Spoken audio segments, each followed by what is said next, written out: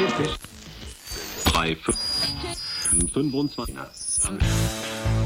this episode, we get into the subject of critical thinking in Thai culture. So if you're curious about what it's like to teach a room of Thai students how to think critically, you'll dig this episode of the Bangkok Podcast.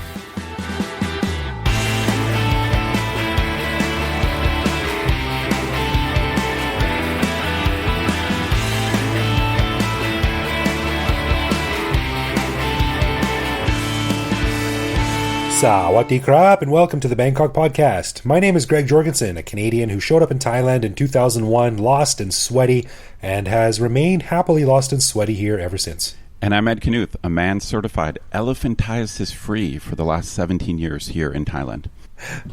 That's good news.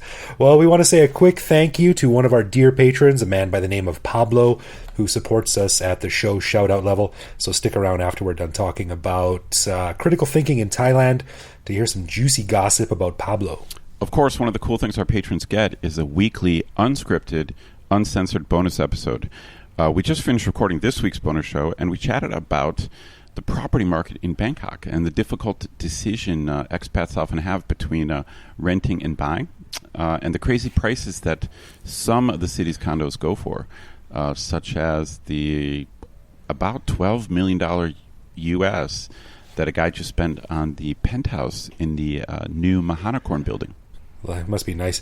And I also want to mention while we have the soapbox here that we do get a fair amount of messages from people saying that we should talk about this or that, topics that might not be able to fill up a whole show, or they might even be a bit too racy to chat about on our PG-rated regular show, which you're listening to right now. But we do get into a lot of those topics on the bonus episodes, which are a bit more flexible in terms of what we can talk about. So if you want to boost your Bangkok-centric podcast content, dear listener, check out our Patreon page at patreon.com/Bangkok Podcast, and you can check out all those bonus episodes over there. No doubt. So before we jump into it, a little bit of shameless self-promotion. Apparently I'm still standing on the soapbox. Ed, did you know that I have made some really neat GPS-guided audio tours of Bangkok? In fact, I did not know that. A few years ago, I was asked to produce some walking tours by this company called VoiceMap, which they do audio tours all over the world. And I was a little bit hesitant at first, but to be honest, I checked it out. It's a super slick app and a super slick website. And you basically download the VoiceMap app for free, and then you buy the tour that you want in cities all over the world.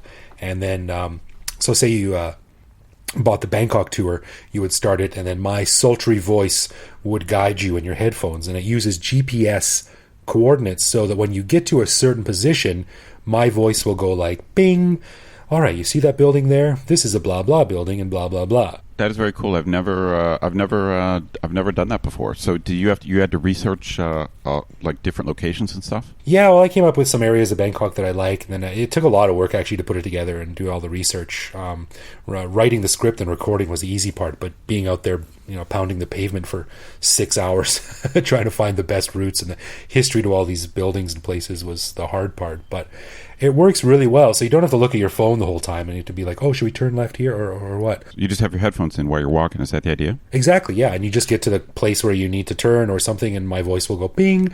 All right, stop here for a second because I'm going to tell you about the history of the canal you're standing over or something like that. Very cool, very cool. Yeah, it's really neat. So I've done 3 tours of Bangkok. It sounds like I went to a war zone, but let me re-say that. I've created 3 walking tours of Bangkok. I hope to do more, but it's a really cool thing. So if you want to get out and explore Bangkok, just download the VoiceMap app, and then you can buy the tours in the Bangkok section. And I'll tell you what, listener, if you install this app and you use the code BKGREG, you will get a credit for a 1 free download, a special promo for our dear podcast listeners whom we love so much. And if you want to check it out, just head over to onelink.to/Bangkok. That's onelink.to/Bangkok. Cool. So you mean just BK Greg, basically, is what you're saying? BK Greg, yeah. Be like Burger King Greg. Think of it that way. Gotcha. Cool. All right, so in this episode, we wanted to talk about something that Ed and I have discussed over the years and over many beers, which is the subject of critical thinking in Thailand, obviously from the point of view of a Westerner. Now, just to be clear, this topic isn't coming from a place where we're saying that Thai people or Thai students can't think critically. It's coming from a place where we observe that critical thinking isn't really encouraged or rewarded in Thai culture, be it scoffing at ghost stories or questioning authority. And since critical thinking in most Western countries is usually encouraged and rewarded, it's one of those cultural clashes that both expats and Thais have to deal with when you're living in a culturally diverse city like Bangkok. And Ed, I think you're a good guy to talk about this because you have a little bit of experience in this regard, don't you? Yeah, it's an interesting thing that I've gotten into. So at my university, about 8 years ago, I started teaching a critical thinking class that I kind of made up on my own, and it was a seminar course. And I developed it for a couple of years, and then the university actually decided to make it a requirement for all freshmen at the entire university. And so I got a bunch of other professors on board, and we kind of upgraded all the materials. And so now I teach critical thinking to all freshmen when they show up at the door of the university. It's almost like their first day at university. I'm waiting for them at the door in my critical thinking class. Yeah, it's really interesting, and it fascinates me because it's hard to talk about without coming off sounding derogatory or derisive, which we don't intend. It's difficult to say this because often when I bring up the topic of critical thinking to a lot of foreigners, the joke is like, "Oh, that must be difficult, ha ha ha." But that's not what we want to get across. So, Ed, how do you deal with it in your class, not coming across as an ass, like culturally insensitive and insulting your students? It's a great question. And when I first began teaching the class, I was very worried about how I came across, and I didn't want to sound like a Westerner who thinks of himself as someone who can think logically. And here I'm going to teach these Thai people who are super superstitious.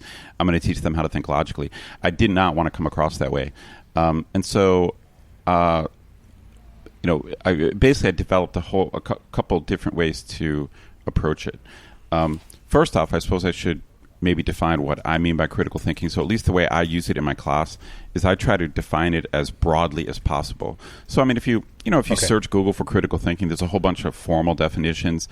I try to be as broad as possible. So I just think of critical thinking as analytical thinking designed to figure out what is really true or not. It's just a search for the truth, how best to figure out what's true. So it could be very scientific, like how to conduct an experiment, or it could be just how do you know if a viral video is real or not. To me, like that is critical thinking because, in this day and age with digital technology and social media, as Donald Trump would point out, there's a lot of fake news out there, Greg, if you didn't know that. And so to me, critical thinking is a very, obviously it's a universal concept, but I think it's particularly timely. Like right now, critical thinking really matters because it's so hard to figure out what is bullshit and what's not bullshit. It's very difficult to figure it out. Yeah, and when I think of critical thinking, there's always two stories that jump right into my brain right away, and I'll tell them really quickly here. The first one was when I was teaching way back in the day when I first got to Thailand. And here's what happens when a teacher walks into a classroom in Thailand. You walk into the classroom, and the students stand up, and they go, "Good morning, teacher." And then the teacher says, "Good morning, how are you?" And the students go, "Fine, thank you. And you?" And the teacher goes, "Fine, you may sit down." And then everyone sits down. Wow, this was what age, what grade? This was high school. Okay. I've never taught Thai high school. Yeah, it was a trip. But my friend Emily was here teaching, and she told me the story. So she walked in, and she was new, so she was still figuring out the ropes. So she walked into her classroom, and her students stood up, and they said, "Good morning, teacher." And she said, "Good morning." And she didn't ask them, "How are you?" Wow. And they sort of stood there, frozen. And then, looking around at each other. And then finally, one of the braver students went, "Fine, thank." And then and you? And Emily was like, oh, yeah, I'm fine. You can sit down. And they all sat down. So, I mean... these poor kids, they were great kids, but it was just sort of exemplified this rigid structure where you're sort of unable to break out of because you're not allowed to approach what do we do? What do we do? We can't figure our way out around this little problem. Interesting. And the second story is when my son was born. I don't know if many people know, but when in many Asian cultures, including Thai, especially Chinese, a lot of times when the baby reaches a certain age, I think it's like 6 months or 8 months or something, you'll shave his head. Lex Luthor bald. Oh wow, I did not know that. Yeah, and I don't know if you know, but when babies are born, they're usually born with a thick head of hair. That hair falls out naturally over the next few months, and then it grows back, and that's their hair. So my son looked ridiculous. He was like he looked like Donald Trump would be envious of this kid's hair. It was just like this wispy, like a suggestion of hair used to be there. And my mother-in-law was like, we got to shave his head. And I'm like, we're not shaving his head. That's ridiculous. Why do we have to shave his head? Because it guarantees the hair grows back thicker. That's what happens. You shave your head, it grows back thicker. And I'm like, that's not what happens. Your hair is determined by genetics passed on thousands of years ago. Right. And she's like, no. You shave the head and the hair will grow back. And I said, well, if that's the case, why are there bald Thai men? And she just sort of like tut-tutted me away.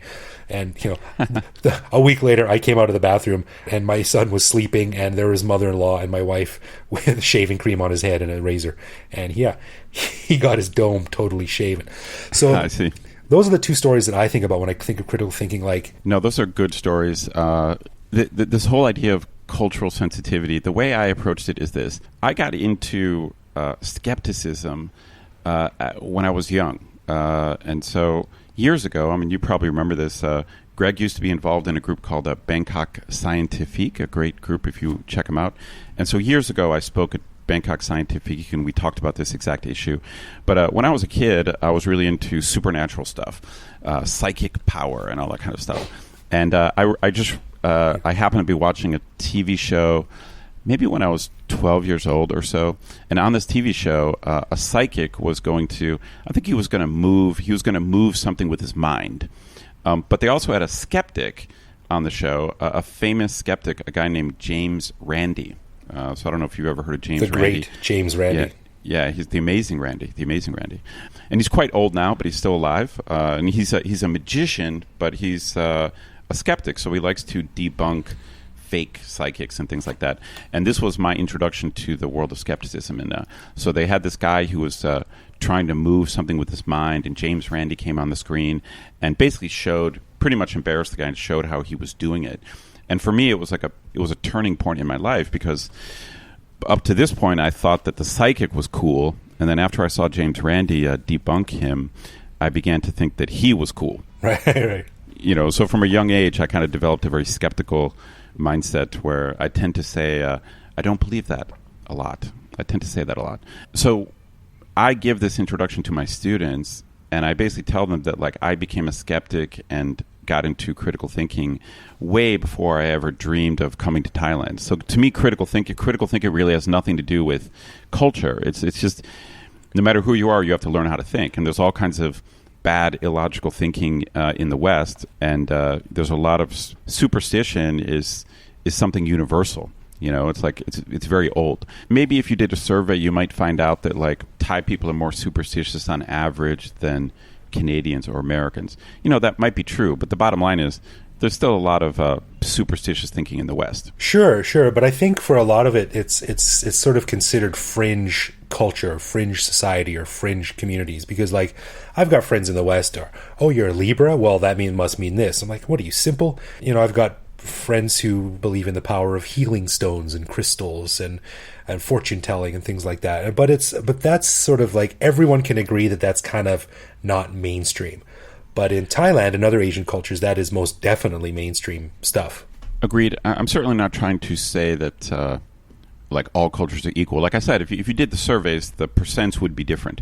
So so for example, surveys in the West show that somewhere between about 25% and 45% of Westerners believe in ghosts. Somewhere between 25 and 45. And I'm sure, I actually haven't seen a study in Thailand, and I'm sure the percent is much higher in Thailand. I don't know if it's going to be 80 but so I agree. There is a difference in the level of superstition. But the bottom line is, what I tell my students when I begin teaching the class is I basically tell them I would be teaching the same thing in the States. Because I teach debate, how to argue. We learn some formal logic. We learn about cognitive biases. We learn about logical fallacies. We learn about the scientific method. So essentially, I'm teaching the same stuff I would teach in the States. And so this is what I explain to my students, that I'm not teaching them critical thinking because they're Thai.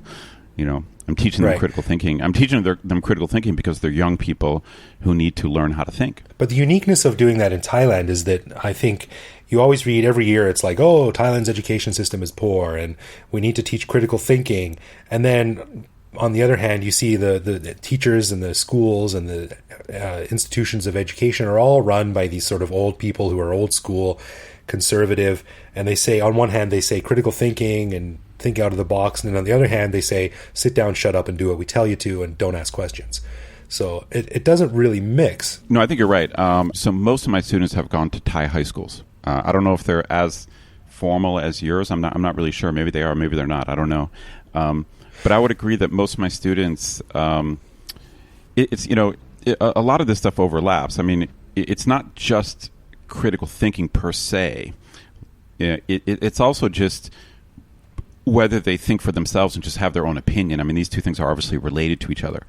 But I think the kind of authoritarian culture, that doesn't affect critical thinking per se. What it really affects is their ability to just have their own point of view. So when my friends tell me that, like, oh, Thai people can't think critically, when my friends say that, I just remind them, like, on math and science tests, Thai people tend to do pretty good. So I mean, if you're good at math or science, that means you can think logically, for sure. It's just a question of how it gets expressed culturally. You know what I mean? So when your students come into the class and you're sort of introducing this, what is their general reaction to the concept of, like, critically analyzing all of the stimulus that they get in their life that they may not have been sort of induced to analyze previously? Are they resistant to the idea? Are they really excited? Well, the first thing I will say is this. I've been shocked. I mean, now I've been doing this for 8 years, and so I've changed it a lot. I mean, I've tried to make it work. But I'll tell you this. I tell this to everybody, and they look at me with disbelieving eyes. They're skeptical of my viewpoint. But I'm telling you, my students seem to really like it. I don't feel any resistance to it. They seem very open to it. Now, I'm not saying I've changed their lives and made them independent thinkers. Maybe a few students, but I was a little bit surprised about how welcoming they were to these ideas. Like, for example, now I've done it now probably 7 years in a row. One of our big projects we do is just called the Fortune Teller Project, and again, okay. I was worried about how this would go over, but it has gone well now for 7 years. And basically what I do is I break up the students in teams. Each team goes out and one student talks to a fortune teller, and they record the entire interaction with the fortune teller. Then the students come back. They transcribe it in Thai first. They translate it into English. Then they categorize everything the fortune teller says. And over the next 2 months, like over the course of the semester, they rate how accurate the fortune teller is or was. Oh, wow. And then at the same time, I teach them various tricks and techniques that psychics use. So I've got a couple of videos on like psychic tricks. Like, psychics have all kinds of methods. Like, they tend to make many predictions until they just hit one. It's like they say a bunch of random stuff until, like, someone agrees. They've got a bunch of different methods that they use. So I teach them all the tricks that psychics use to make it seem like they have magical powers. And then at the end of the semester, the teams write a report. And, in the report, they just have to evaluate based on the fortune teller that they went to. They evaluate step by step, how accurate is it, and then they make a conclusion. In your opinion, based on your experience, do you think the fortune tellers have any magical ability? And there's probably about 6 teams per year, and I've done it for 6 or 7 years. So let's just say I've got 40 teams. Okay, 40 teams who've done this. Out of 40 teams, one team decided that they thought their fortune teller had magical ability. Really? 39 out of 40 teams basically destroy the fortune teller. I mean, this would be, I think, obvious to you and I, since we probably grew up not believing in fortune tellers. But, once my students record what the fortune teller says and write it down, it's like even just that activity alone, like all you have to do is write it down and keep track of what the fortune teller said, and it's just it's so obviously bad. I mean, it's like worse. It collapses under its own weight when it's given a bit of scrutiny. Dude, you have no idea how bad it is. I'm telling you, like in general, Like when we showed up here, we probably, we didn't believe in fortune tellers. But I'm telling you that it's worse than you think. Like I have hundreds of pages of transcripts of fortune tellers, so I can't say I'm an expert, but I'm a little bit of an expert. And like I tell my students to ask fortune tellers about the next 2 months of their lives, so it'll be something we can kind of test. Right. Okay. So they ask the fortune teller, like, how am I going to do on my midterms? And literally the fortune tellers will say stuff like this: if you study hard, you'll do better. Thanks for the tip.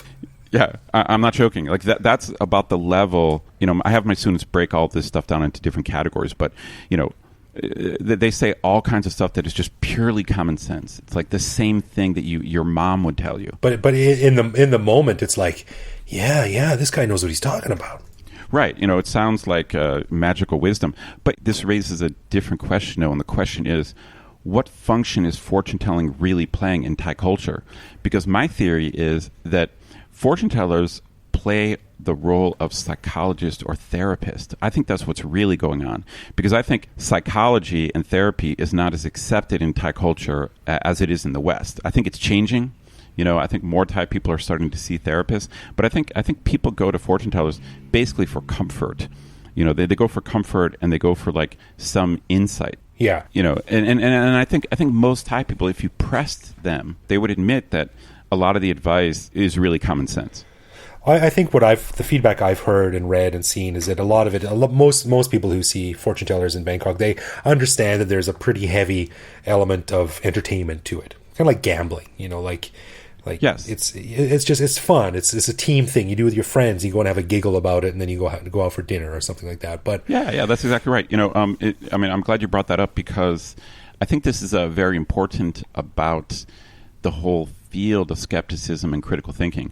It's funny, you and I were just talking a little bit about Richard Dawkins and Bill Maher, and there is a problem with people who are very science-minded or claim to be very rational, because once you put that hat on, you can lose some like social acumen, and basically you can just come across like a dick. Like I said about Richard Dawkins, like I agree with most of the theories he puts forward, but the way he does it, he just comes off like a pedantic prick. Like a militant anything is unpleasant, whether it's an atheist or a Christian.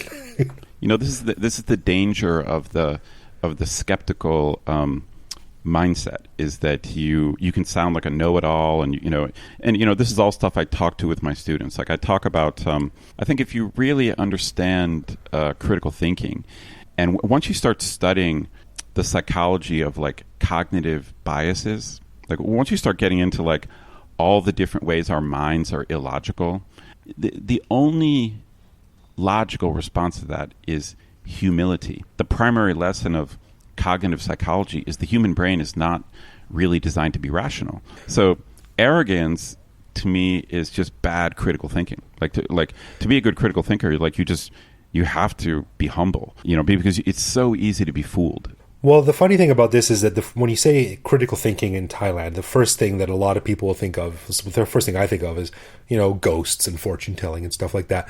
But it also applies to a lot of real world stuff too. Like in Western cultures where you and I are from, respect is something that you need to earn.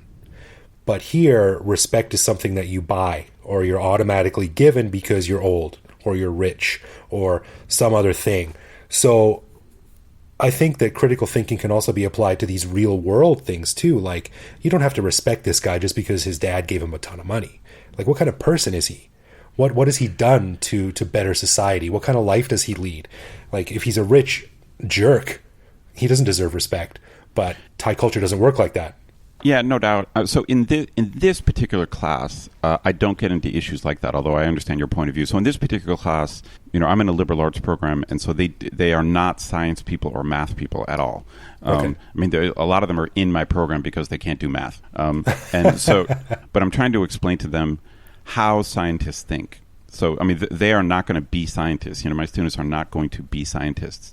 But I want them to know how scientists think, like how scientists test things, how scientists rely on evidence, like what evidence do scientists think are good. And of course, like once you open up the door to this idea that you shouldn't really believe anything without good evidence. I call it the golden rule of critical thinking. Evidence before belief. Once you have that principle, if that's how you think, then of course then you can apply it to anything. So like cultural issues like you're talking about, and authoritarianism and politics, so I'm mostly, for obvious reasons, I stay away from that stuff in class. Yeah, no doubt.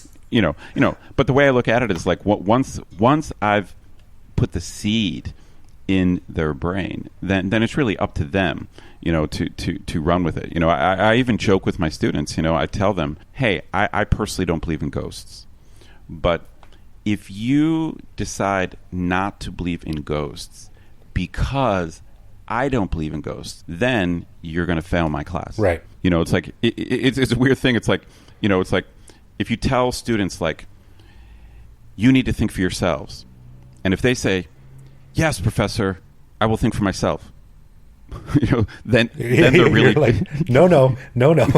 yeah, they're just following orders. So it's like critical thinking is weird. Like you can't really teach anyone to think critically. You just have to like show them how it works, like kind of lead them up to it. The first thing I do, I'm going to be doing it. I'll be doing it in August. The very first thing I do in class when they sit down after they introduce themselves is I play the famous alleged footage of Bigfoot. I just say, hey, you guys ever seen this? And some of them have seen it, some of them haven't. And I just start off the class and I'm like, what do you think that is? Like, do you think that's an ape creature, or do you think that's a guy in a suit? Like, how do we know? Like, how do we know what the hell that is? Right. And that's how we begin the semester. Interesting. And again, like I said, I think we live in an age where critical thinking is even more important. You and I are both movie freaks, and you and I know that like digital technology is getting so good now that in 5 years they won't even, maybe not 5 years, 10 years, they won't even need actors. So as we're wrapping up then, I think, like I said at the beginning, a lot of people, when you say, oh, critical thinking in Thailand, they go LOL. But you're saying that actually your young students, the future of Thailand has been actually quite receptive and open and taken the idea and run with it. Oh, I think so. I think anytime you teach, it's very hard to tell what students are taking with them at the end of the semester. So, you and I both spent many years in school, and it's just like, you tend to cram stuff in, and then like at the end of the semester, it's like, what was that again? So right, I don't know how many lives I've changed, but my students are pretty receptive to it, and they seem to enjoy trying to figure out what's true or not true. Like it's a very fascinating game when you're presented with something that looks real, whether it's like Bigfoot footage or whether it's the question of the issue of whether ghosts exist or not. Like most of us either believe it or disbelieve it based on how we were raised. But most people don't sit around and think about whether ghosts are real or not. So my students, I make them write essays. So if they believe in ghosts, I make them write an essay like, why do they believe in ghosts and what's the evidence for it? So anyway, I feel like the class has been a success. I can't say it's going to make a big difference in the future, but we can always hope. Hey man, all you got to do is change things for one student and it'd be all worth it. All right. Thank you for the support. All right. Well, let's get on to everyone's favorite segment of the show. We're back to Love, Loathe, or Leave this week, where one of us surprises the other guy with a particular aspect of living in Bangkok, which we then discuss and decide if it's something that we love about living here, loathe about living here, or hate so much that it makes us want to leave forever. And this week it's my turn. So Ed, you were at my wedding. I was. You were in the morning ceremony, the morning parade, where you held like some kind of tree. Is that right? I can't remember what I did, but I was there, yeah. Oh, you're pretty drunk. But no, just kidding. So, do you remember what I was wearing?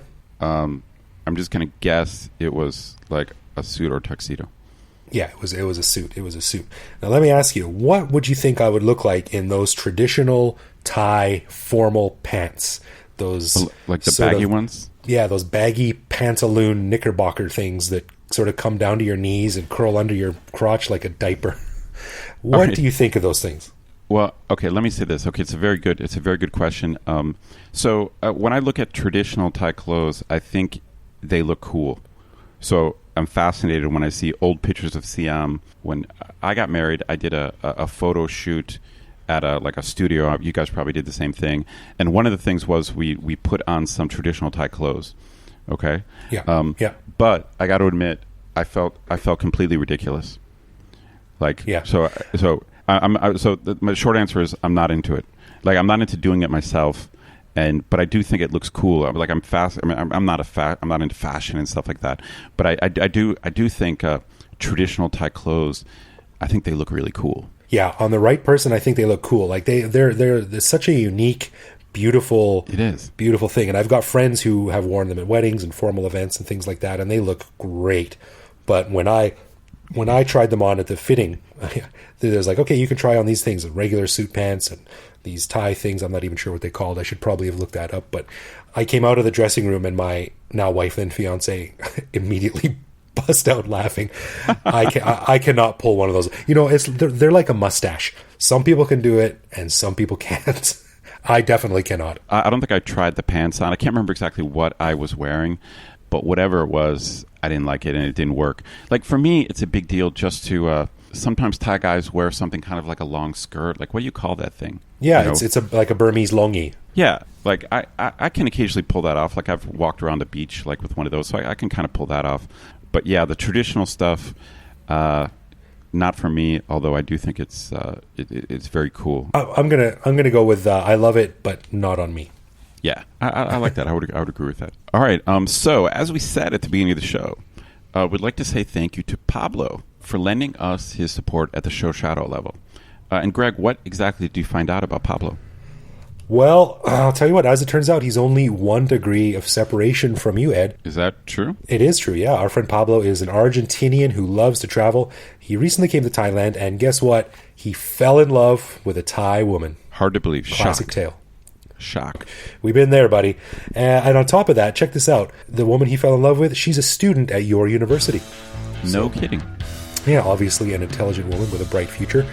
So Pablo is coming back to Thailand in December to do some more traveling, and he tells me he loves monkeys and has never tried mango and sticky rice. So he's missing something. He's going to love it. Totally. So Pablo, thanks for the support, buddy. We really do appreciate it.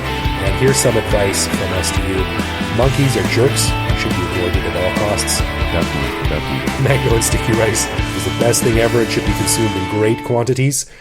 And we're both looking forward to the invitation to your wedding here in Bangkok, where we will do a live podcast event for our listeners to enjoy. Wow. All right, before we wrap it up, we would like to give a special thanks to all of our patrons. And as everyone knows, we don't do ads or have any sponsors. So we really, really appreciate the support we get from our patrons. And if you get in touch with us, or if you want to get in touch with us, we are at Bangkok Podcast on Facebook and Twitter. Or you can send us a message via the contact form on bangkokpodcast.com, where we're usually pretty good at getting back to you right away. And you can also find us online, where we post each episode and carry on conversations with our listeners around the world. And you can reach out to me directly on Twitter if you'd like, where I am BKK Greg. So thank you for listening, everyone, and we will see you next week.